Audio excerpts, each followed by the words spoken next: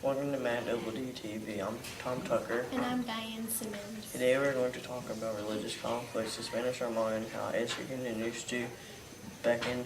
We are also going to have a few guests. Now for Ollie with the weather. It's raining sideways.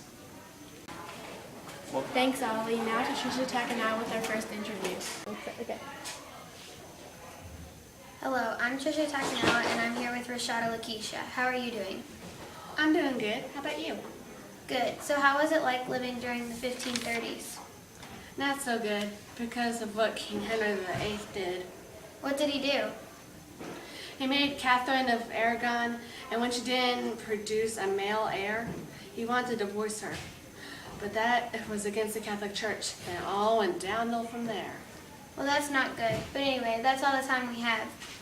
Thanks for coming on Matt Double T TV with us. Hope you had a good time. Now back to Diane and Tom. Thanks, Trisha. Now to our British reporter from the History Channel for the topic of the Spanish Armada. Hello, I'm William, and today I'm going to talk about the Spanish Armada. A long time ago, the rule of the Protestant Queen Elizabeth I renewed the rivalry between Roman and Catholic in Spain.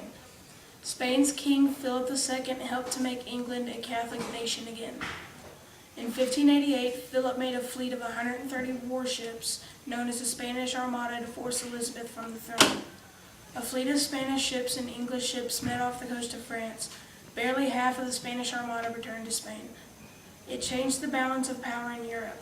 As England and France founded colonies, these conflicts spread to the Americas. That's all for the Spanish Armada. Back to Tom and Diane for how Asia continues to beckon. Okay. Thanks, William. Now Diane and I are going to tell you about how Asia continues to beckon. After Columbus returned from his voyages, he inspired John Cabot, and he decided that a more northern route to Asia would be shorter and easier. Spain and Portugal had no interest in Cabot's idea, but English were interested enough to finance a voyage. He left England with one ship in May 1497. He crossed the North Atlantic. His second voyage was in 1498, and he may have explored the North American coast, but we cannot be sure because his ships disappeared without a trace.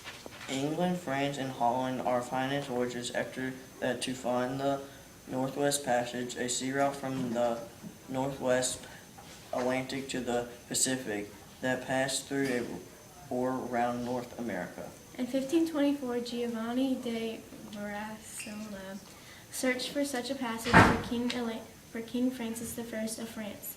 He explored the Atlantic coastal route. He discovered the mouth of the Hudson River in the New York Bay. Jacques Cartier made their 3 trips to North America for finance. He discovered the St. Lawrence River. Henry Hudson made 4 voyages in search of the Northwest Passage. During 1601 and 1608, the voyages were unsuccessful. Hudson's English backers gave up on him. The Dutch financed his 3rd expedition in 1609. The English sponsored a 4th voyage in 1610. He then sailed into the Arctic looking for a passage to the Pacific. He reached as far as the Hudson Bay. During spring of 1611, Hudson crew grew desperate because they were spending the winter in the harsh land. He set the explorer, his teenage son, and 7 loyal crew members on a small boat. They returned to England, but Hudson was never heard from again. Thanks all we have today.